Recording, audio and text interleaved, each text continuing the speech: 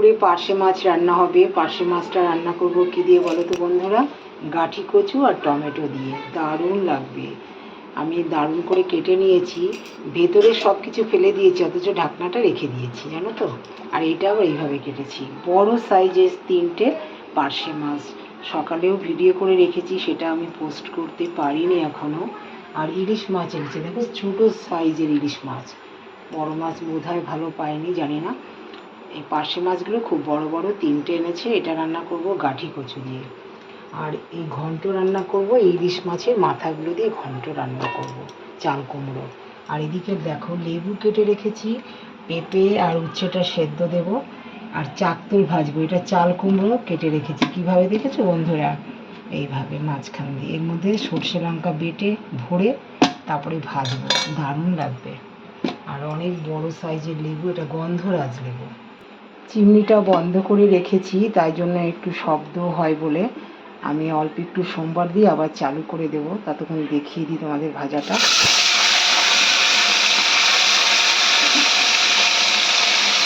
পার্শে মাছ ভাজা করছি। আর দেখো শিপ্রা দিদি সব কেটে একদম গুছিয়ে নিয়েছে, সব করে রান্না করে ফেলবে এক্ষণে।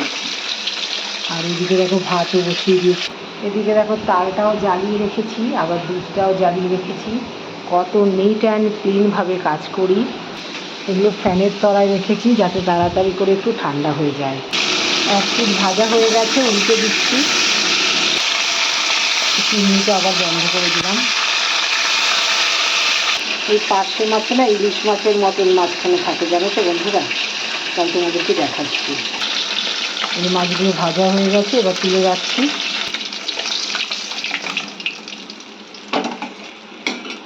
এবার এই মাছগুলোও দিয়ে দেবো।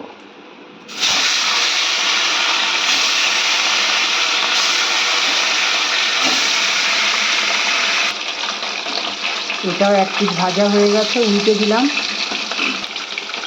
এগুলো তুলে রাখছি, ভাজা হয়ে যাচ্ছে, একদমই ভাজা হয়ে গেছে। লাল করেই ভেজে নিয়েছি। আমি আবার মাছ লাল করে ভাজাটাই পছন্দ করি, খুব একটা কাঁচা মাছ ভালো লাগে না খেতে।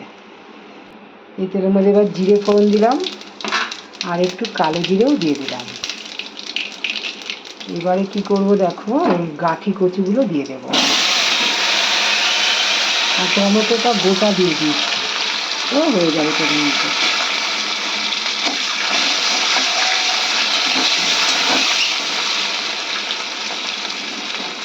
একটুখানি গুঁড়ো করে দেবো, নাহলে তো ফুটে আসবে গায়ে। দেখো ভেঙে দিলাম একটু। গাঁঠি কচুটা ভাজা মানে কষানো হতে হতে হয়ে যাবে। একবার মশলা দিয়ে দেবো, কতগুলো লঙ্কা দেবো, আর একটু জিরের গুঁড়ো দিয়ে দেবো, আর কিছু দেবো না।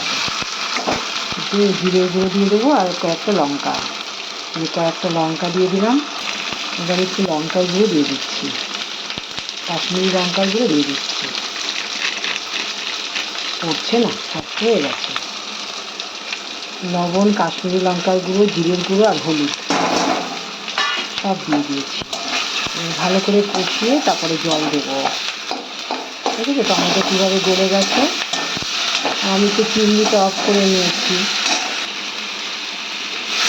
কষানো হয়ে গেছে। জল দিয়েছি, এবার ঢেকে দেবো। এদিকে গাঁঠি কচুগুলো একদম গলে গেছে, এখন মাছগুলো সব ঢেলে দিলাম।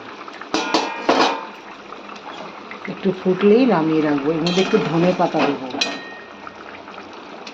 পার্শে মাছে একটু ধনে পাতা দেবো আজকে।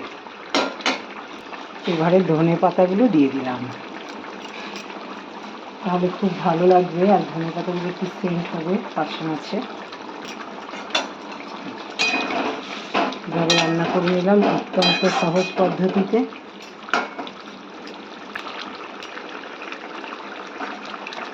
একদম হয়ে গেছে, এখন নামিয়ে রাখবো। আর দেখো কতটা সুন্দর হয়েছে দেখতে, একদম হয়ে গেছে। আর এতটাই সুন্দর হয়েছে দেখতে, দেখতেই পাচ্ছ। এগুলো একটু পাতলাই হয়েছে, তাহলে এইটুকুই।